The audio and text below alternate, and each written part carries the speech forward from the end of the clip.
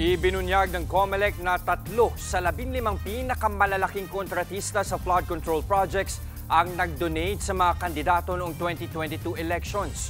Hindi pa pinangalanan ng ahensya kung sino ang mga tumanggap ng donasyon. Pero ilan daw sa mga kandidato ay tumakbo sa national level. Nagsisimula pa lang daw ang investigasyon ng COMELEC kaya hindi pa sila naglalabas ng karagdagang detalye. Sinusuri na ng poll body kung may nalabag sa Omnibus Election Code ang mga kandidato at mga kontratista. Unang tinignan ko kaagad, parang may 3 kaagad ako nakita na nandun sa Pero again, hindi po kami nakafocus lang sa flood control projects. More or less may cash po at saka in-kind base sa pagkakatingin natin. Iko-confirm ko po.